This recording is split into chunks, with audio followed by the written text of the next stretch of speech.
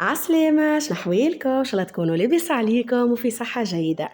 كما قاعدين تلاحظوا اليوم جبت لكم الريسيت سهلة برشا. كما عودتكم راني ديما وصفاتي أنا لكلهم سهلين، حتى كان تروها تقولوا واو ظاهرة هذه صعيبة، أما راهو كي تجيو تخدموها بطريقتي أنا تلقاوها ما فماش ما أسهل منها.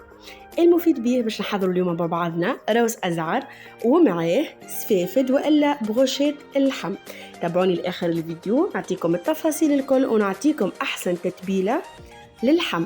وراني عاملة زيادة نفس الريسيت أما بالسكالوب شيش تاووق تركي، نحطها لكم في أول كومنتير مثبت تنجموا زيادة تشوفوها وتذوقوا البنة. قبل هذيك ما تنسوش باش تشجعوا تحطوا لي برشا جيمات برشا كومنتيرات، تشتركوا في القناة، بارتاجيو الفيديو مع الأصحاب والعائلة. وتوا ننتقلوا مع بعضنا ونشوفوا المكونات متاعنا متاع بروشيت اللحم. أول حاجة نستحقوها اللحم. أنا خليت اللحم علوش، كما يقولوا المشاقة لحم الخروف. عندك اللحم البقري تنجم تستعمله أما تخليه أكثر وقت في الفور باش يطيب. باش ناخذوا الفلفل، عنا الفلفل الأخضر، المفروض باش ناخذوا الفلفل الألوان الأصفر والأحمر والأورانجي البرتقالي، أما ألا غالب كما تعرفوا مش ديما تلقاوهم متواجدين عند الخضارة، دونك أنا ما لقيتش.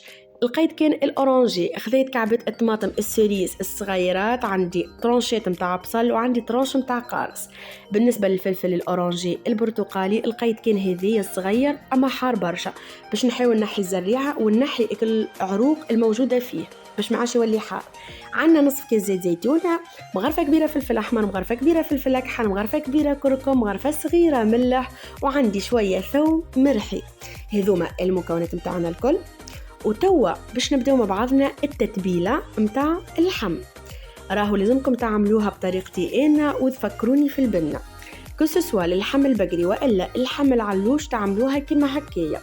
ناخذوا احنا اللي ترحي ونحطوا فيها شوية فلفل أخضر ونحطوا زيادة شوية من البصل، وباش نبداو نرحيو فيه. وبالطبيعة ما ننسيوش شوية زيت نباتي وإلا زيت زيتونة اللي عندك. أنا بالنسبة لي عملت بزيت زيتونة يفوح ويعطي هكا جو بنين برشا. نرحيوهم ومن بعديك باش نحطوهم تويكا في الصحفة مع الفواحات. الملاحظة اللي نحب نعطيه لكم راهو لازمكم تجربوها، خاطر البصل والفلفل القوة متاعه الكل كي تقعد في الوسط اللحم مدة طويلة تعطي نكهة بنينة. حطيت الزيت زيتونة، حطيت الفواحات متاعي، تتحكم في الفواحات متاعك والزيت زيتونة على حسب كمية اللحم اللي باش تستعملها. حركناهم عصرة قارص باهية باش تعطينا ريحة فاوحة، ونحطوا اللحم متاعنا الكل في الخليط هذاك. علاش احنا نحطوا اللحم هو والخليط ونحطوهم في الفريجيدير؟ على خاطر قد ما يقعد اللحم وإلا السكالوب وإلا الدجاج موجود في الفواح متاعه أطول مدة، على قد ما الفواح هذيك يتغلغل ويدخل في وسط اللحم متاعنا. باش كي تجي تاكل الطرف اللحم ما تلقاش من البرة كهو مفوح، تلقاه حتى من داخل فاوح وبنين برشا. دونك خليوها في الفريجيدير مدة ساعتين ثلاثة، إذا كان مزروبة حتى نص ساعة تكفي راهو، وكان مش مزروبة تنجم حتى تخدمه في الليل وتخليه يبيت في الفريجيدير ومن غدوة صباح الطيب وفطورك. توا نمشيو للمرحلة اللي بعدها الخضرة. توا بالنسبة للخضرة متاعي باش نبدأ نقص في الفلفل مكعبات صغيرة كما أنا قلت لكم. إذا كان باش تتفرجوا في الفيديو متاع الشيش تاووق اللي بالسكالوب باش تلقاوني حطيت الفلفل الأصفر، الفلفل الأحمر هذاك كلام مكعبر، الفلفل الأورانجي. أما كما تعرفوا الفلفل هذاك كما قلت لكم زيادة في أول الفيديو مش ديما تلقاه متوفر عند الخضار، يعني برازار بالصدفة تلقاوه. ألا غالب المرة هذه ما لقيتوش، دونك 3 زيت عملت باللي موجود عندي. وتنجموا راهو انتوما حتى تستغنوا عليه جملة، يعني تنجموا تعملوها بصل وطماطم وفلفل أخضر أكاها وتجيك بنينة وفاوحة. وكل شيء تويكا عندي حاضر. خليني نوريكم البروشيت اللي أنا باش نستعملهم. أول حاجة باش نعطيكم الأنواع اللي متوفرين الكل. نجموا تاخذوا البروشيت وإلا الأعواد هذوما اللي تلقاهم صغيرات، وتنجموا زيادة في نفس الوقت تستعملوا الحديد. يعني عندكم زوز أنواع، يا إما الحديد هذوما يتشرى الباكو فيه ظهر لي يجي 6 حاجة كما هكا، حاسين تنجموا تستعملوا هذوما. إذا كان باش تعملوا أنتم يعني باش تشويوا اللحم تاعكم فوق كي الباربيكيو تعملوها يعني فوق الفحم وكل، وإلا تعمل بالأعواد هذوما كما أنا عملت بيهم. توا باش نبداو نخدمو. باش ناخذوا البغاشات نتاعنا الاولى وباش نبداو نحطوا ريتوها ليد اللي بايبت لكم هذيك يد جوجو ولد اختي اللي ما يعرفوش ديما نبدا نصور يبدا يحب يقعد بحذية ويبدا يعاون فيا ويبدا يوري هكيا في روحه. ما شاء الله ربي يحييه ان شاء الله ويخلي لكم ما عندكم المفيد. توا باش نبدا نعمل في البروشيت بتاعي نكون فيها نعمر فيها. راهو تعملوا كما تحبوا انتوما. هاوكا المفيد بيه تعمل 3 ولا 4 مرات تحط اطروف اللحم متاعك. كل بروشيت فيها 4 وإلا 5 اطروف اللحم. وتحط بصل، تحط الفلفل الالوان، تحط الطماطم، تعاود ترجع تحط البصل مرة أخرى. حسيلو تعملوا كما انتوما وتشتيوا وتحبوا. هذه الترتيب متاع البروشيت كما انتوما تحبوا ما يقلقش. نعملوا الكعبات متاعنا الكل بنفس الطريقة كما هكايا. وما شاء الله راهو الكمية يعني كي تشوف توا انت في الصحفة تقول يعني سافا اللحم يعني ماهوش يعمل لي برشا مي ما شاء الله يعمل لك تبارك الله تبارك الله. بالنسبة لي أنا أعمل لي ما يعادل 14 بغوشيت ما شاء الله عمل لي بالكدا يتسمى.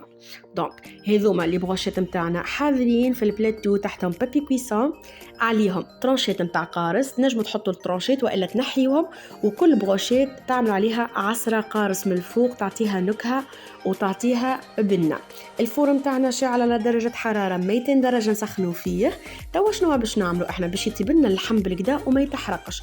ناخذوا بابي كويسون نكمشوه هكايا شوية باش ياخذنا الفور من بعد نحلوه نغطيو نحطوا بابي ألمنيوم ونغطيوها وندخلوها للفور على درجة حرارة 220 درجة. وانت ونوعية الفور متاعك وقوة الفور متاعك وتخليه يطيب على نار هادية. توا شنو باش نعملوا؟ من بعد نقول لكم شو تعملوا للحم. خليوه يطيب من الاول تويكا في الفواح نتاعو. توا بالنسبه للروز لازعر كيما نعرفوا الروز مقطوع وما فماش دونك اللي يلقى باكو روز تقول عليه ترى شنو لقى. هذه الروز اللي متوفر تويكا في الاسواق انا نشوف فيه بصراحه خذينا منه. عندنا شويه الفواح عندنا زبده مغرفه كبيره زبده وعندنا شويه ملح شويه فلفل اكحل شويه كركم. نحطوا الماء متاعنا يسخن بالكدا ومعاه زيت زيتونه. قولوا لي علاش؟ باش كعبة الروز متاعنا يجيونا كل حبة وحدها وتجينا فيهم اللمعة. ونصبوا بعد ما يغلي لنا اكل الماء هذيك هو وزيت زيتونه نصبوا الروز ونبداو نحركوا فيه بشويه بشويه ونخليوه يطيب لنا نصف الطياب. ركزوا معايا تاخذ حبه الروز تنزلها بين سنينك اذا كان نزلت تطفي على الغاز تستقطر الروز متاعك في الكسكيس ونحطوه توا قدامنا نزيدوه ملح فلفل اكحل كركم. الزبدة بالطبيعة ما نستغنيوش على الزبدة خاطر هي اللي باش تعطينا النكهة وكل كعبة مفركة وحدها. ونحطوا الروز متاعنا يتفور على نار هادية يكمل نصف الطيب متاعه الثاني. وتوا هذوما السفافد متاعنا والا بغشة اللحم طابوا وحضروا. انا شنو قلت لكم من الاول تخليوا اللحم يطيب على روحه مغطي بالبابي الومنيوم وبابي كويسون. بعد وانت هاكا ديما هز عليه وتفقد شوفوا طاب ولا لا. كي تحس اللحم متاعك سي بون طاب واموره واضحه شنو نعملوا؟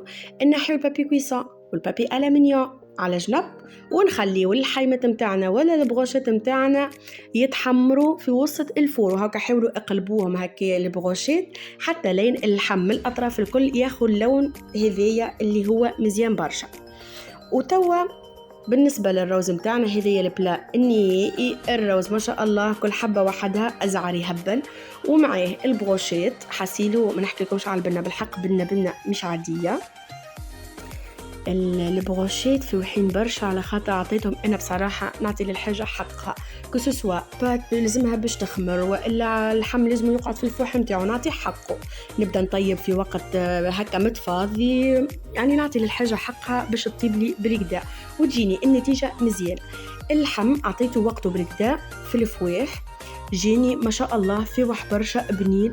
البصل رجع الريحة متاعو الفلفل الطماطم كل شيء رجع الريحة متاعو على أكل اللحم بالحق إبداع. لازمكم تجربوهم وباش تتفكروني في البنة إن شاء الله بقدرة ربي. باش تكون عجبتكم الوصفة ديما ندلل فيكم بالوصفات المزيانة إن شاء الله أنتم زيادة تدللوني. قولوا لي كيفاش تدللوني بالجيمات والكومنتاريات وتبارتاجيو الفيديو مع أصحابكم. نحبكم برشا.